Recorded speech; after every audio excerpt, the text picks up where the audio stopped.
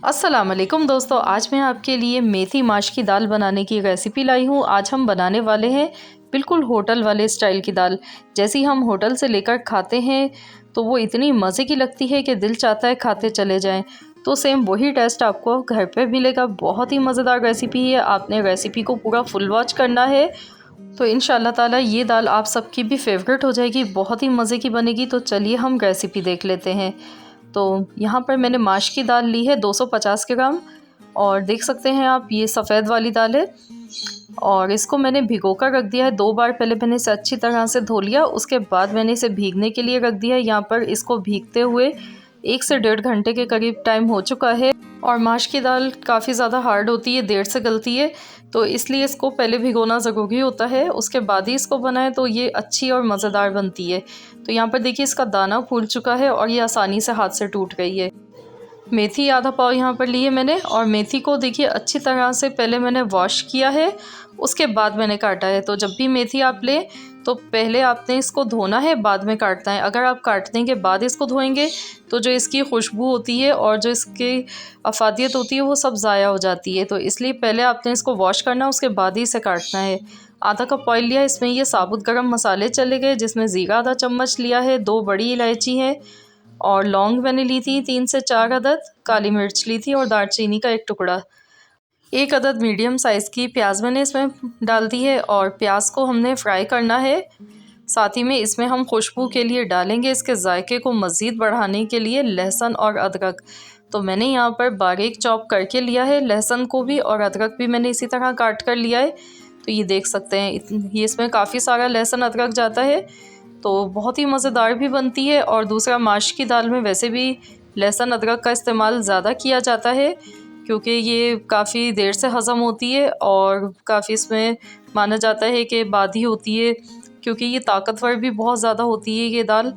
तो इसलिए इसमें लहसुन अदरक का पेस्ट थोड़ा ज़्यादा जाता है। तो मैंने यहाँ पे इस तरह से डाला है बारीक चॉप करके। और प्याज देखिए जैसे ही हमारी गोल्डन हो गई तो मैंने इसमें 2 मीडियम साइज़ के टमाटर ऐड कर दिए, और टमाटर को थोड़ा सा हम भूनेंगे। साथ में कुछ मसाले इसमें डाल देंगे, जो कि इस तरह से नमक हस्बे ज़रूरत मैंने लिया है, कुटी हुई लाल मिर्च ली है 1 चम्मच, धनिया लिया है 1 चम्मच, पिसा हुआ ज़ीरा लिया है आधा चम्मच हल्दी पाउडर।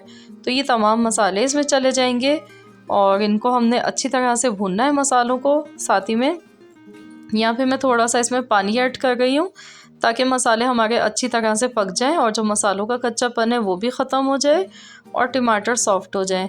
तो इसको हमने 2 से 3 मिनट तक यहाँ पर अच्छी तरह से पका लेना है मसालों को। तो आप लोग भी ज़रूर इस रेसिपी को फॉलो कीजिएगा और बिल्कुल सेम इसी मेथड से बनाइएगा, तो इंशाल्लाह ताला आपकी दाल बहुत ही मज़ेदार बनेगी।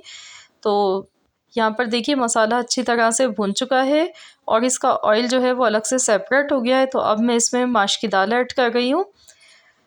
तो हमने पहले इसीलिए इसको भिगोया था ताकि इसको पकने में कम टाइम लगे। अगर इसको बग़ैर भिगोए आप पकाएंगे तो आपके लिए बड़ा मुश्किल हो जाएगा, दाल बहुत देर से गलती है। ये वाली दाल बहुत ज़्यादा टाइम ले लेती है, तो इसीलिए इसको हम पहले भिगोते हैं काफ़ी देर तक, उसके बाद इसको पकाते हैं।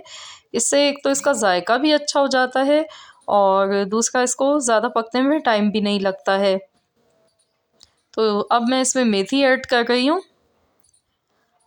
मेथी इसमें डाल देंगे, और मेथी और दाल का कॉम्बिनेशन वैसे भी बहुत ही ज़बरदस्त लगता है, और सर्दी के मौसम में तो हर कोई बनाता है इस तरीके से, क्योंकि ये बहुत ही मज़े की लगती है।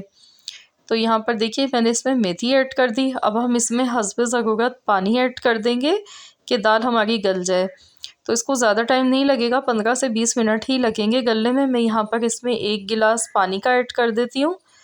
बस या आप अंदाज़े से डाल लीजिएगा कि दाल गल जाए, इतना आपने पानी इसमें डालना है। मैं 1 गिलास के करीब डाल गई हूँ।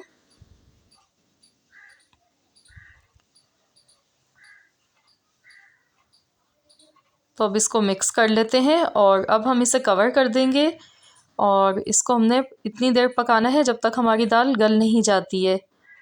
हल्की आंच पर इसको पकाएंगे। तो यहाँ पर दाल को पकते हुए 20 मिनट हो चुके हैं। अब हम खोल कर देख लेते हैं।